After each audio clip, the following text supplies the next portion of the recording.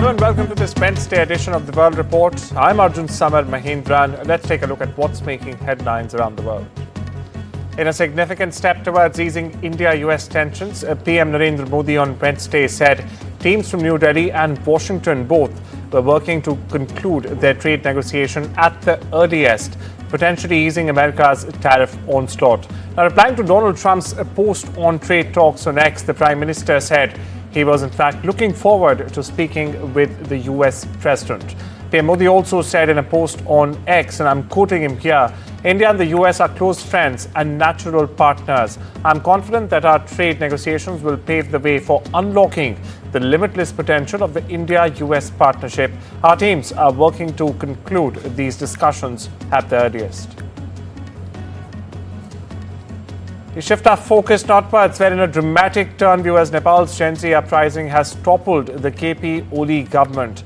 The curfew around Kathmandu is still in place. It's an indefinite curfew. For perspective, the situation meanwhile on the ground remains tense. PM Oli has left Kathmandu, or ex-PM Oli in this case, but he's set to be in the country still. Now, with 19 youths dead, tensions remain high. As the army chief appeals for talks, a new government is also in the works. Meanwhile, Nepal army has extended curfew until Thursday morning, while their Supreme Court has suspended hearings indefinitely after fire gutted everything inside. Meanwhile, MEA has urged Indians to avoid non-essential travel to Nepal until the situation stabilizes. My colleague Aditya Raj Kaul gets the latest from Ground Zero, Kathmandu. NDTV has reached the residence of the Deputy Prime Minister of Nepal, Prakash Man Singh. He was a senior leader of the Nepali Congress as well. And you can see the kind of devastation that is happening at his residence at a very popular Tamil area of Kathmandu in Nepal. These are charred vehicles, multiple vehicles. I can spot, in fact, at least 4 to 5 vehicles that are completely charred and burnt here, parked in the compound of his residence here in Tamil of Kathmandu. We're being told that, day before yesterday, early morning at 3 a.m., he has already fled his Kathmandu home because he knew the circumstances are getting out of hand. You can see this is the, palatial building where, the family did reside and stayed. In fact, you can see there is, some area that is still burning out here. The entire house has been completely gutted and destroyed. If we walk a little further, apart from these vehicles, this is the entry to the residence of the Deputy Prime Minister, Prakash Man Singh, which is completely,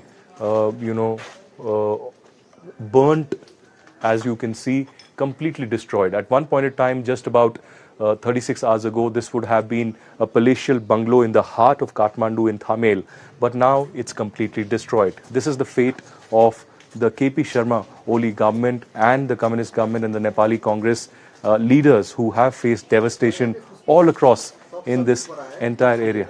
Ji? Okay. So I'm being told that there still things are burning to not touch anything because it could be dangerous. So you can see multiple vehicles completely charged, the compound completely burnt, and this is one such example of the devastation that has happened, not just in government buildings, the symbols of the power of KP Sharma Oli, but also several leaders, several ministers of different political parties here in Nepal.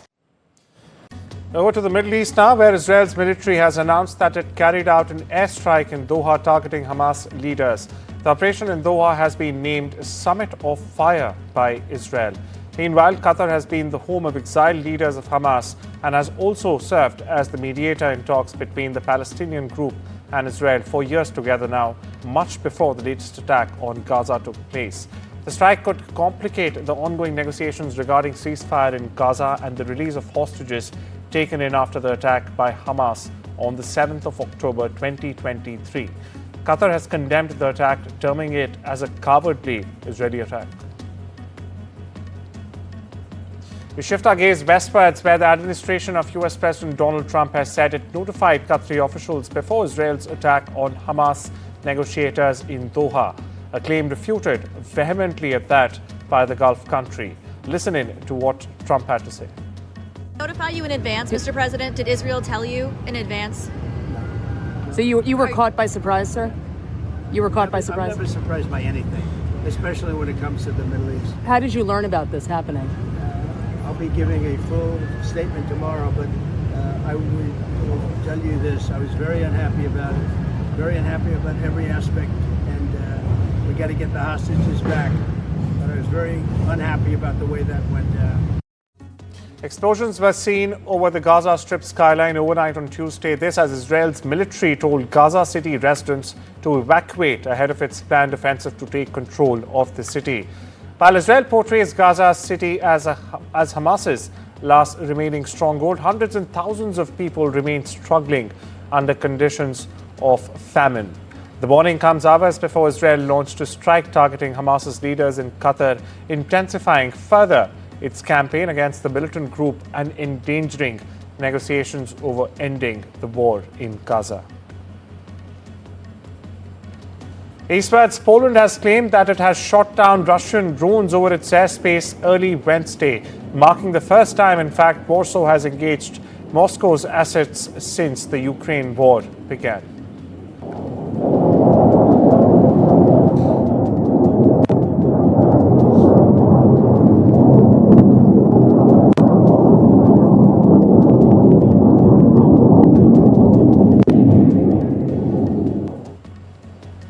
Now we take you to Washington, viewers, where President Donald Trump had dinner Tuesday night at a seafood restaurant near the White House, essentially promoting his deployment of the National Guard and federalizing the police force in an effort, he says, to crack down on crime in the nation's capital.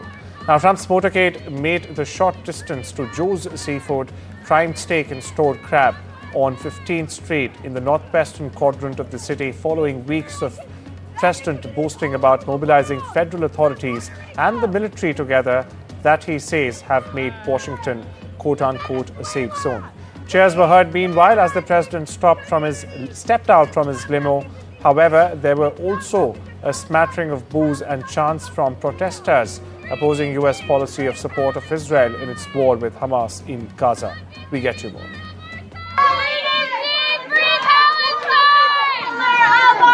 Trump is the Hitler of our time! Free DC! Free Palestine! Trump is the Hitler of our time! Free DC!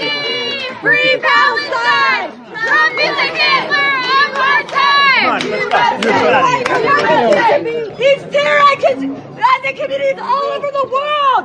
From Puerto Rico to the Philippines! Free Palestine! To Venezuela! He is terrorizing communities! He is not welcome to DC! He's not welcome to Palestine! Palestine is not for sale! Free DC! Free Palestine! Trump is the Hitler of our time! Shame on you all!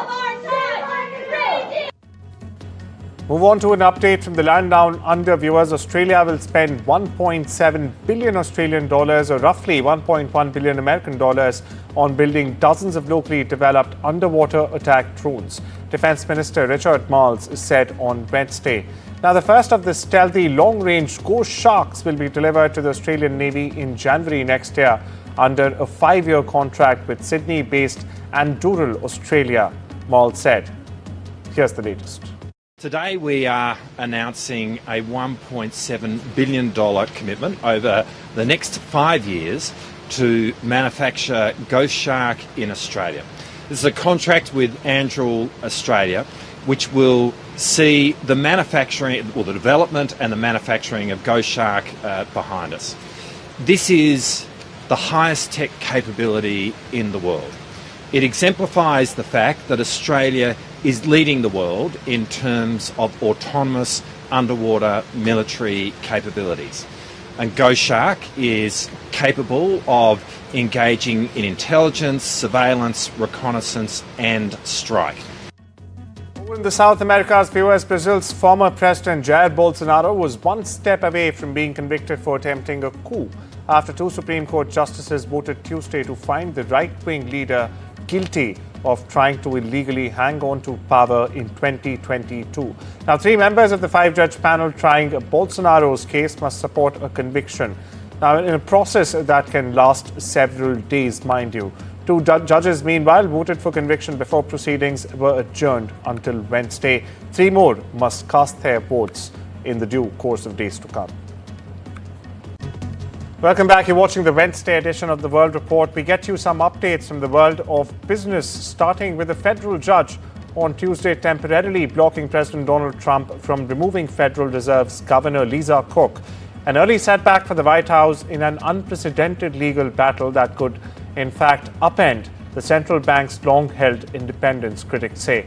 The prelim ruling, in fact, by the U.S. District Judge Gia Cobb in Washington, D.C., found that Trump administration's claims that Cook committed mortgage fraud prior to taking office or assuming her charge were likely not sufficient for her removal. And the wait is finally over for the thinnest and the newest iPhone 17. The iPhone 17 is in fact out, marking the biggest iPhone leap in recent years. Is iPhone 17 Air? The iPhone 17 256GB is priced at Rs 82,900, with the ultra-thin iPhone Air starting at Rs 1,19,900 in India. Apple phone 17, meanwhile, runs a 3nm A19 processor and iOS 26. It will have Apple Intelligence AI features as well. Now from the world of technology, our AI and tech editor Ayush Alawadi gets you more.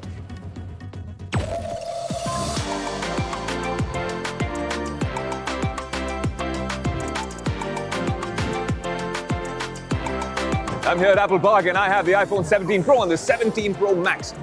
Outside the Steve Jobs Theatre, the keynote has just ended, and you're seeing it first in my hand in this blue and this cosmic orange. Of course, you get this in both devices. This is the Pro, so it's 6.3 inches. This is 6.9 inches. It's massive, but it's still very pocketable and handleable. They come with an A19 Pro chip on the inside, better thermal management, and of course, all that computability just like a MacBook Pro, but in the palm of your hands. Is it a big upgrade from last year? That's the real question, and for that, I have an answer. It is, because of all the things that Apple's doing on the inside of this device. It looks great, but then of course you have a ceramic shield too on the outside, so it's going to be a lot more durable, a lot more scratch resistant, and it's going to be ready, the camera, for filmmakers. There is 3 48 megapixel cameras over here doing all the magic. Now you also have center stage on the selfie camera. So if I'm taking this right here, I can go wide and I can go horizontal and vertical using AI. That is a very casual, efficient flex of artificial intelligence. You don't have to put it up on posters and billboards. The phone does the talking. The iPhone camera was fantastic. It's gotten even better on the 17 Pro Max and the 17 Pros. There's one more feature which we've seen in Android devices for the last 4 years, but when Apple does it, they do it differently. You just swipe up on the camera, and right here, this is the new dual capture mode on the iPhone 17. I think this is really cool on the 17 Pro, 17 Pro Max. I could be vlogging and doing this at the same time and telling you what's happening. Right now, I'm outside the Steve Jobs Theatre for the Apple event. Now, you get this at 1,35,000 rupees. What did you make of the Pro lineup this year? This is your first look of the iPhone 17 Pro and the 17 Pro Max. The rumor mills were rife with a slim device, and this is as slim as it gets at 5.6 mm. This is the slimmest iPhone ever. But if you thought this would be underpowered, then you'd be wrong, because they've actually given this an A19 Pro chipset on the inside that makes it way more power efficient. In fact, the most power efficient iPhone yet. More than that, there is, of course, a 48 megapixel fusion camera, which might be a little bit of a bummer for camera enthusiasts, but you're not in this for the camera. Though that 48 megapixel camera can do a lot of things, not like the Pro models. That said, it's a thermal management system that works. It is incredibly slim to hold, very pocketable, probably a secondary device, to be honest, for me, because I'll always want a Pro device and a foldable. This might be a device for a lot of people who don't want something bulky in their pockets. It comes with all-day battery life, and it's eSIM only. If that's something you're worrying about, well, this is eSIM only. That also means it gives them more space on the inside to work with the architecture. But if you ask me, it comes in 4 colors. It starts at 1,20,000 rupees in India. The camera has a bunch of features, some of them that we've seen in the iPhone 17 as well, and the iPhone 17 Pro lineup. But what did you make of the iPhone 17 Air? Will this be a popular device, especially in India, with this pricing? It's interesting, I'm here with the new iPhone 17 and this booth over here, in the hands-on area, is not getting as much attention as the Air and the Pro. The Pro always gets all the eyeballs, but this time there's other things as well, like the AirPods, which have finally been refreshed with a bunch of health features, and then the Apple Watch. We'll get to those through the course of these videos, but right now, let's focus on the iPhone 17. Now, what's special about this? Of course, it comes with everything at the base level that you need. You have a 48 megapixel fusion camera, a telephoto, and you have all the software features. If you want to use the new dual capture mode, it has dual capture. If you want to go into 2x, you can go to 2x, but it stops over there because this is an iPhone 17. It comes with an A19 chipset. But then what's that standout feature on the iPhone 17? There's actually a huge upgrade that people aren't talking about, which is that it finally comes with a Pro Motion display. What does that mean? It's iPhone 17 with 120 Hertz of a refresh rate, can go down all the way adaptive till 1 Hertz. This is a Pro upgrade on the iPhone 17. What do you make of it? 4 colors, 2 more. Kind of light, but it's not an Air and it's not a Pro. Is this going to be a popular one back in India? Let us know.